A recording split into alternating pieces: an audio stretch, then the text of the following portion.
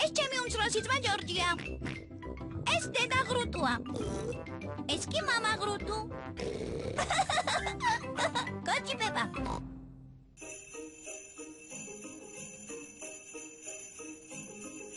თოვლი.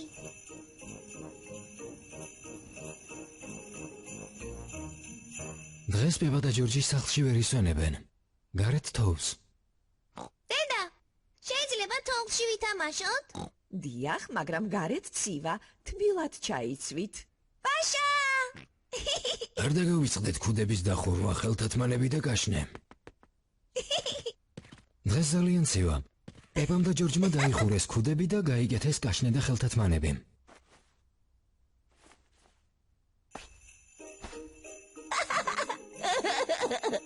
სწრაფად, ჯორჯ!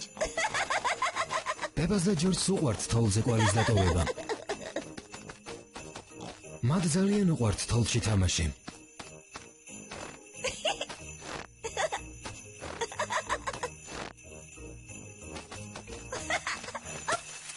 რა ხდება?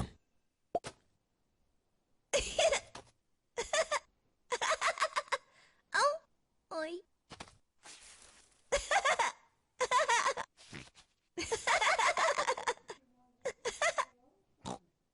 ჯორჯ, მოდი ვიგუნდაოთ.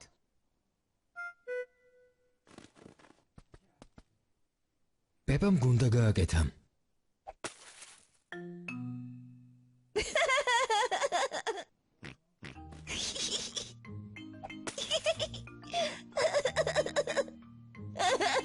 პეპა და ჯორჯი ძალიან მხიარულობენ. ჯორჯ, დაბრუნდი გოჭო.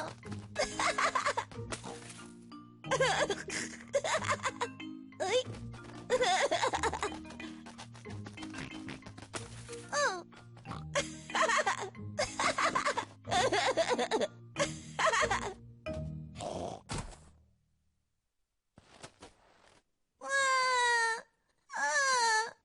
მგონი ეს ძალიან უხეში იყო.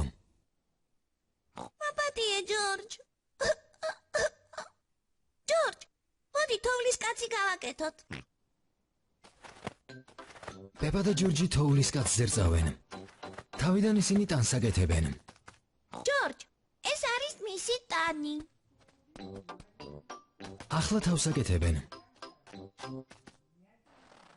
მას ჭირდება ხელები, თვალები და პირი. ჯორჯმა მოიტანა ჯოხები ხელებისთვის. პეპამ კენჭები თვალებისთვის და პირისთვის. აი სახე.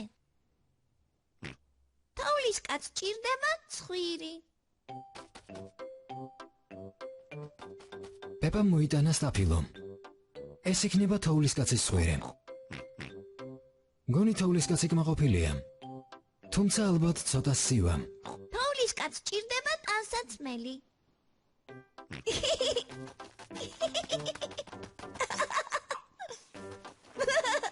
ჯორჯმა მოიტანა ტანსაცმელი თოვლის კაცის გასათბობად. ახლა თოვლის კაცს აქვს ქუდი, ხელთათმანები და კაშნე. დედა, მამა, უყურეთ. დედა ღრუტუნამაც დაიხურა ქუდი, ჩაიცვა ხელთათმანები და გაიკეთა კაშნე. ეს არის ყველაზე საუკეთესო თოვლის კაცი მსოფლიოში.